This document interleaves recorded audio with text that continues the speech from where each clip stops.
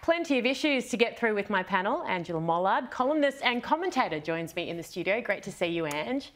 And we've got Katie Wolf from Mix FM Mornings over in the Northern Territory. Great to see you. Thank you so much for joining us. Okay. Thanks for having me. Now, I wanted to start on Alice Springs, and there's been a big focus on that this week. A report has called for the urgent reinstatement of the alcohol bans that were lifted last July. Katie, what needs to happen and when? Well, look, I think there needs to be some fairly immediate action, Erin. We obviously are in a situation now where parts of that report have been leaked. We know that the Chief Minister and the Prime Minister met yesterday, has been well documented. But the people of Alice Springs are calling for really very immediate action. I had a panel this morning which included one of the independent members for Araluen, so Alice Springs, and she's really now calling on the Northern Territory government to apologise. She wants those alcohol bans reinstated immediately.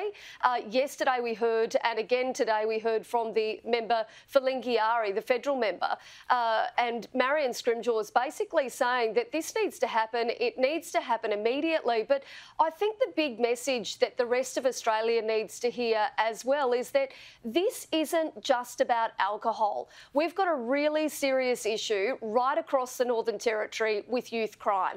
And I think that if you ask, people in Cairns, places like Mount Isa, places like Townsville, it's something that's taking place across Northern Australia. But for us here in the Northern Territory right now, particularly in Alice Springs, they've got a really serious issue with youth crime.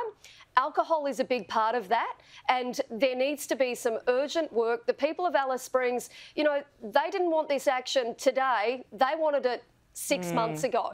So the Prime Minister, I know he's a busy man, but he does really need to get back there. We need to see some action in Alice Springs, and we need to see it really very quickly. Yeah, well said. And it is complex, isn't it? Oh, look, it's very complex, but I don't support the Prime Minister when he says, you asked him the question in the interview before this about this issue, and he talks immediately about the previous government and the sort of end to that policy. Look, I'm sorry, even if you have to do an about flip on that and reinstate that policy, if you have to reinstate the cashless welfare card, you may actually have to return the status quo and then work from there. And we're not seeing that talked about. We're seeing we'll just step back, we'll be consultative. If you actually need to get back to a position that was to a certain extent working, then just turn it over. Nobody's going to accuse you. You've got police, you've got all sorts of agencies who are now run off their feet. You've got fear, you've got unhappiness, you've got an awful situation. Return the status quo and start working from there and start consulting from there. Start thinking about support and self-determination and all those things we need to talk about, but just get back to what was working to a certain extent. Immediately. Yeah, I mean, next week is next week. Next week is too long. National Cabinet met today, as we know, and the PM and state leaders, they all agreed on the voice. We're still waiting for the federal opposition leader, Peter Dutton's position. And does he need to decide now, or is he entitled to take his time? Oh, look, he's obviously politically taking his time. Julian Lesser has said that he thinks this is a good idea.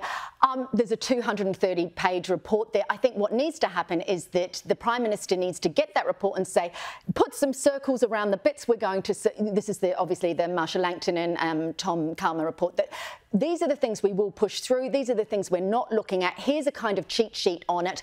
We need bipartisan support if this voice is... if the referendum is going to go through. And the sooner there is bipartisan support for it, or there's not bipartisan support, and then the electorate can actually start being a little bit more curious themselves. Unless we get that, then we can't really proceed with that. And while I don't think we need every detail in place, we need some kind of modelling and some kind of broad brushstrokes that say it will be this, and or maybe actually turn it round. It won't be this, and it will be this. So go with it. People are threatened by it. So let's talk about the things that won't be first. Katie, you just spoke about the issues on the ground and the need for immediate action. Will the voice, in your opinion, make any practical difference? Well, look, For me, I'm supportive of the voice, but I think there are still a lot of questions that need to be answered. And a really big concern for me over the last couple of weeks in relation to what's going on in Alice Springs is I wonder which voice is going to be listened to. Because right now, out of Central Australia, we've got two very strong Indigenous leaders in Jacinta Price and Marion Scrimgeour who are calling out for action to be taken. And they're very clear in what they think needs to be happening. Now, they're not alone. You've got the likes of Congress, you've got the likes of the Aboriginal Medical Services Alliance. They have also been speaking, very loudly and clearly for the last 6 months about what they want. But those Indigenous voices aren't being heard. So what I want to know is which voices are going to be heard, who's going to be listened to. But for a place like the Northern Territory, where 33% of our population is Indigenous, it is absolutely fundamental that the voices on the ground are heard, that people that actually live in remote communities are heard. And these are all the types of things that need to be worked through. But if you look at a place like the NT right now, if we're not able to get all of that information, you're going to be really hard pressed to get people to support the voice if you can't actually really well articulate how it's all going to work and how it's going to benefit people in those communities on the ground that need that support. Yeah, he's got to make it easy for them to vote yes if he wants this to succeed. Now, the Women's World Cup is coming to our shores in 6 months. FIFA has come under fire for accepting sponsorship from the tourism arm of the Saudi Arabian government. And does FIFA deserve criticism?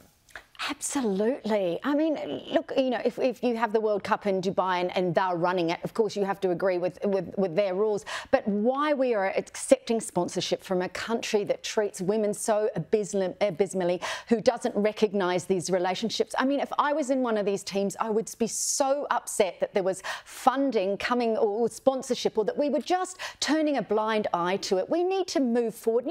It's 1985 that we were dealing with, that the apartheid in South Africa tours and that sort of thing. Have we really made no progress? That was an issue obviously around race. This is an issue around gender, about women's recognition. How even FIFA accepted sponsorship from Saudi Arabia. I don't know what bodies are not, where are the checks and measures that allowed that to happen? I guess, Katie, one of the answers to how is money talks, doesn't it? It does. Money talks. And, ordinarily I'd sort of think, oh, well, I don't know whether, you need to get the players involved in sponsorship, like in discussions about sponsorship. But with something like this, I think it is so very important. And I think Anne just hit the nail on the head. At the end of the day, you are talking about a tourism body that represents a country that really isn't in line with the views of Australians and in the views of New Zealanders. And my understanding is that is where the Women's World Cup is being hosted. But it's also about those players and making sure that, that the sponsors that you do have are representative of the majority of those players. And it is the Women's World Cup. So you actually need to make sure that the organisations that are sponsoring are representative, I think, of the players and the World Cup itself. Ladies, we've only got a bit over a minute to go, but it is Friday, so some good news. The price of flying might be more friendly in our hip pockets, with Qantas and Virgin starting a price war. Cheap seats finally up for grabs. I remember a couple of months ago trying to book a flight to Canberra. It was $900 one way for a 30-minute flight. This is a good thing, clearly. I'm having a sabbatical this year. I've been freelance for 25 years. I haven't booked my ticket. I've spent the whole of last week looking at prices, just disappointed and dejected at the price of them. So I'm going to this weekend, have another look, and hopefully Qantas will see me good. But I'm not loyal, so I'll go with anyone else if they're cheaper. Are you open to a chairman's club lounge? Yeah, that'd be nice. Open to any class. Katie, what about you? Do we need more competition? Take whatever you can get.